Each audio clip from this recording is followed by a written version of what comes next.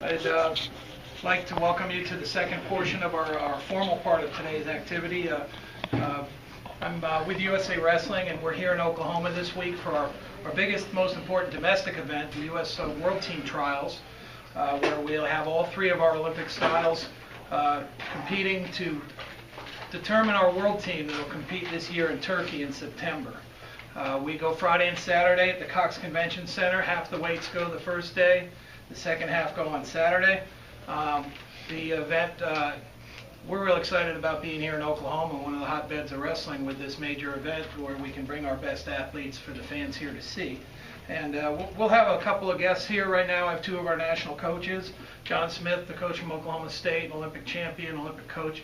He'll be joining us in just a couple of minutes to talk a little bit more about the Oklahoma State people that are participating. But I will introduce each of our coaches, ask them two questions, and then what we'll do is open this up a little bit for questions. To my immediate left is our national freestyle coach, Zeke Jones.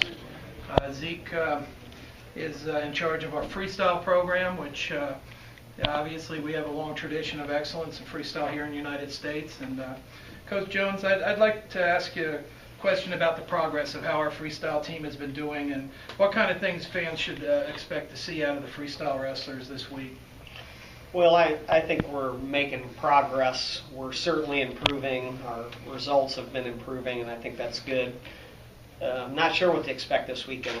I think we'll, like normal, we'll see wrestlers that continue to strive to dominate the weight class, and then we'll have new people emerge like we do every year. We're looking for consistency within our program, and we want to start to see guys string 2, 3, and 4 world championships together. Generally, that's where our medals come from. Based on the U.S. Open, what did you feel the level of competition was from the American wrestlers competing for the different spots on our team? And did you see things that encourage you about our possibilities this year in Turkey?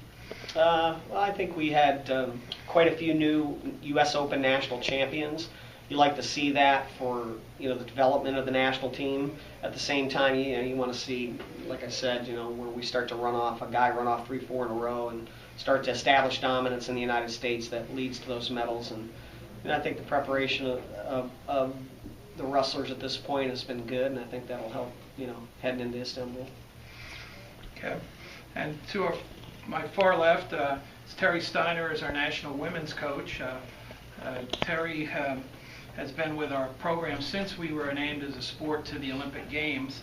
And Terry, I was wondering if you could please explain why we're going only 4 weight classes this year, the 4 Olympic weight classes, rather than the normal 7 weights to which we do during World Championship years.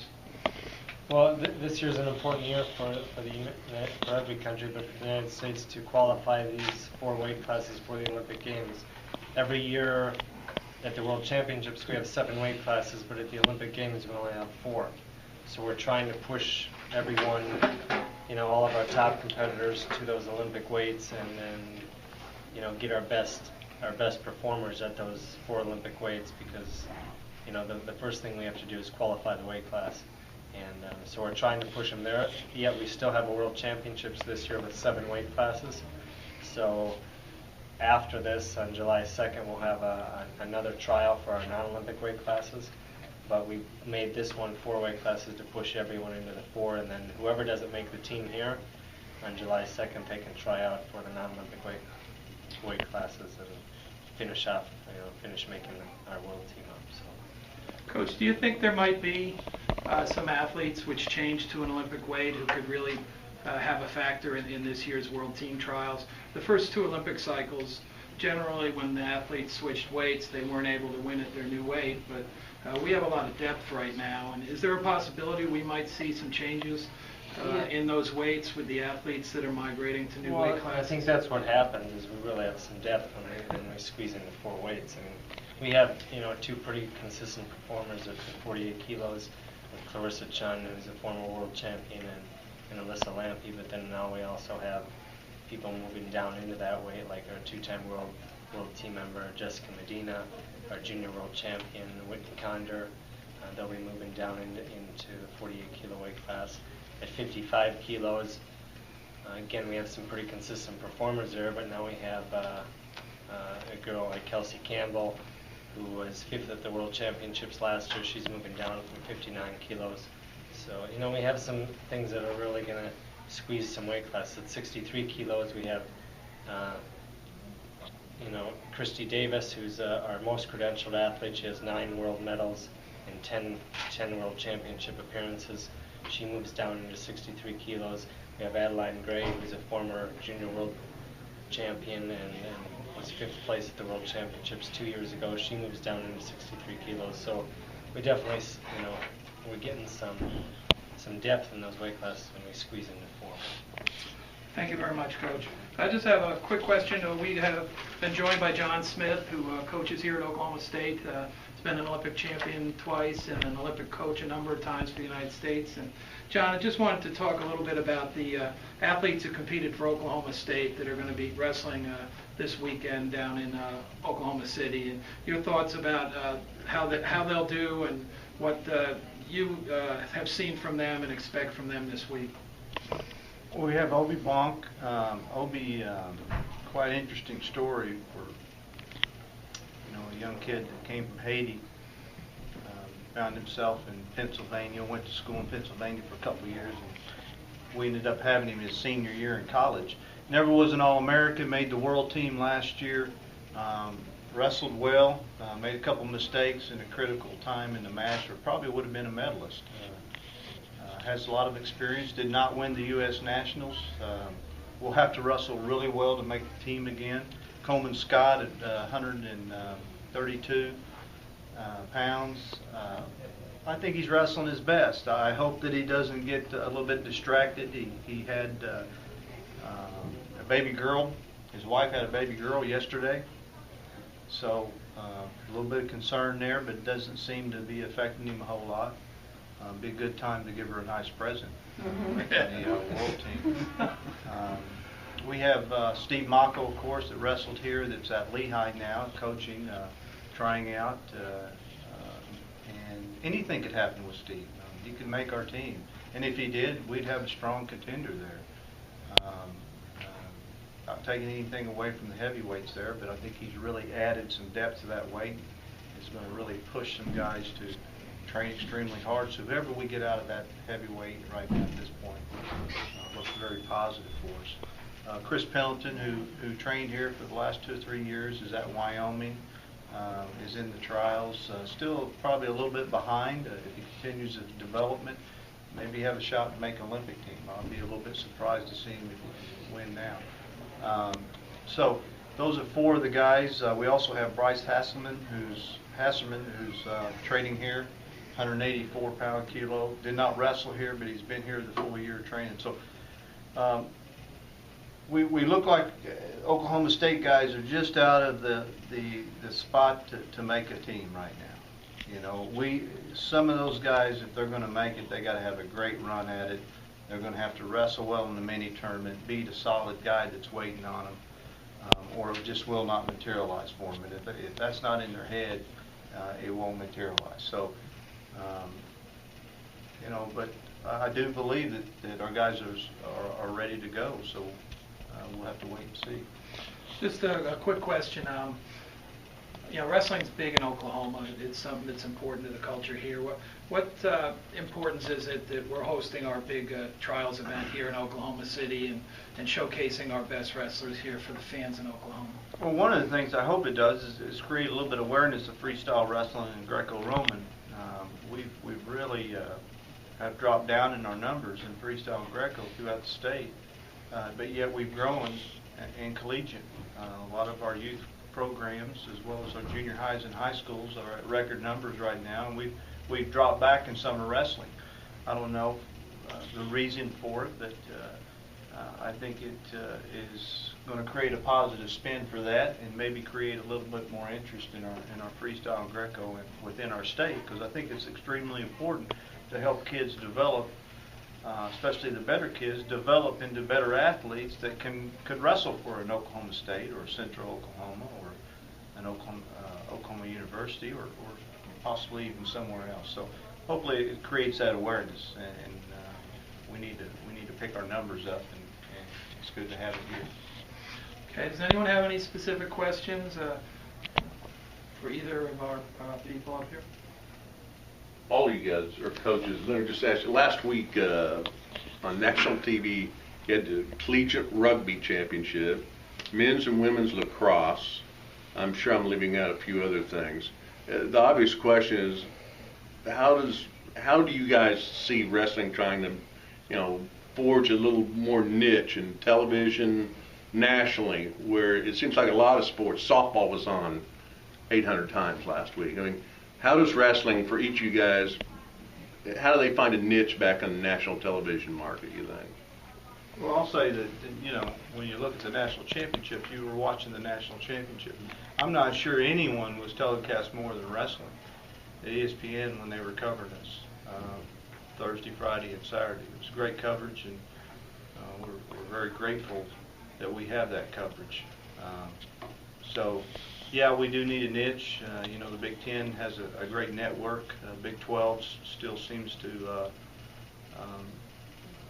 focus on 2 sports. I'd like to see that expand to the rest of us with the new contract that look like they're getting. I think it's an opportunity for all of our sports, considering that when you look at the Big 12, which now it has 10 teams, when you look at their sports other than football and basketball, you see a lot of success. That success has been earned, and hopefully they'll recognize that if we don't maintain a high level of exposure, that could disappear real quickly. So I think it starts with your conference and the commitment from a conference to make sure that... Well, your conference just got a new contract. That's my point. A lot of money, and they can do a lot with that money with a lot of sports and coverage.